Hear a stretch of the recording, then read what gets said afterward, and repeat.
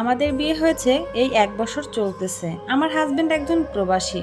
আমার হাজবেন্ডের আর আমার মধ্যে সম্পর্কটা খুব ভালো ছিল, বলা যায় বন্ধুত্বের মতো। একজন আদর্শ হাজবেন্ডের মধ্যে যতগুলো গুণাগুণ থাকা দরকার সবগুলোই ছিল আমার হাজবেন্ডের মধ্যে। যদিও সে প্রবাসী, তারপরও কোনটাতে খারাপ লাগে আমার, কোনটাতে ভালো লাগে, আমি কোনটাতে রাগ করব, কোনটাতে আমি স্বস্তি পাবো, সব কিছুই সে বুঝে চলতো। দুদিন আগেই আমার জন্মদিন ছিল, তাই আমার প্রবাসী স্বামী তার পরিচিত এক ভাইয়ের মাধ্যমে আমার জন্য কিছু উপহার ও একটা বার্থডে কেক পাঠিয়ে সারপ্রাইজ দিল। এগুলো দেখার পর সত্যি আমি খুব খুশি হয়েছিলাম, সত্যি আমি অনেকটা সারপ্রাইজড হয়েছিলাম। কিন্তু এগুলো দেখার পরে আমার শাশুড়ি আর ননদ মোটেও খুশি হতে পারলো না। তাদের মুখটা একদম কালো হয়েছিল, খুব অসুখী হয়েছিল সেদিন তারা। বলে রাখা ভালো, আমার বড় ননদ আমাদের বাড়িতেই থাকে। তার 2টা মেয়ে আছে। এই মেয়ে দুটোকে নিয়ে সে 5 বছর পর্যন্ত আমার শ্বশুর বাড়িতে থাকতেছে। যাই হোক, জন্মদিনের দিন সারাটা দিন সারাটা রাত তারা খুব মুখ গোমরা করেছিল। গতকাল একটু ঝামেলা হয়েছিল আমার ননদকে নিয়ে। আমার ননদ সংসারের একটা কাজও করে না।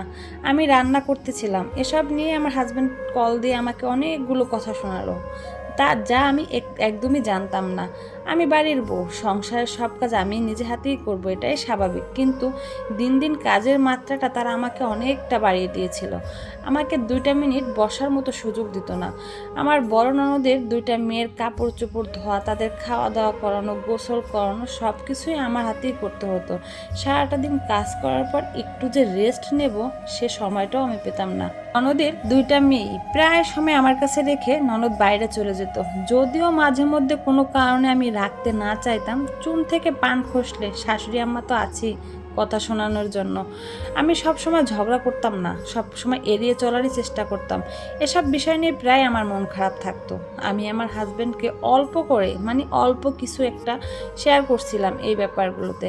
তারপর থেকেই তাদের আচরণ আরও বুঝতে পারলাম, তারা আমার সাথে খুব খারাপ ব্যবহার করলো। এসব আচরণ দেখে আমার স্বামীও বুঝতে পারতো যে আসলে তারা আমার সাথে কতটা নির্মম ব্যবহার করতেছে। গতকাল সারাটা দিন এই বিষয়কে কেন্দ্র করে আমার বাসায় অনেক কথায় কাটাকাটি, অনেক ঝামেলা হয়েছে। আমি কাউকে কিছুই বলিনি। বিকেলবেলা আমার শাশুড়ি আম্মা আমাকে এক প্রকার জোর করেই বাবার বাড়ি পাঠিয়ে দেয়। রাতের বেলা আমার শ্বশুর আব্বা আমাদের বাড়িতে আসে। আমার মায়ের কাছ থেকে আমার বাবার পুরো নাম, আমাদের পুরো ঠিকানা, এমনকি আমার দাদা ভাইয়ের নামও তারা জেনে নেয়। হয়তো এসব নিয়ে হয়তো তারা কিছু একটা করবে। রাতে আমার স্বামী আমাকে ফোন দেয়।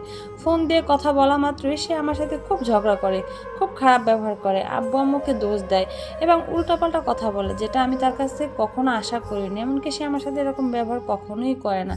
যে মানুষটা কয়েক ঘন্টা আগেও আমার সাপোর্ট নিয়ে কথা বলেছিল, সেই মানুষটা রাতের বেলা আমার সাথে ঝগড়া করতেছে। আমি খুব আশ্চর্য হয়েছিলাম। আমি তখনই বুঝতে পারছিলাম যে কিছু একটা হয়েছে। সে আমাকে একদম সহ্য করতেই পারতেছে না, আমার কথা শুনতে চাচ্ছে না। আমাকে এখন তার কাছে খুব বিরক্ত মনে হচ্ছে। আমার শাশুড়ি আম্মা একটু জাদুটোনায় বিশ্বাসী, তাবিজে বিশ্বাসী।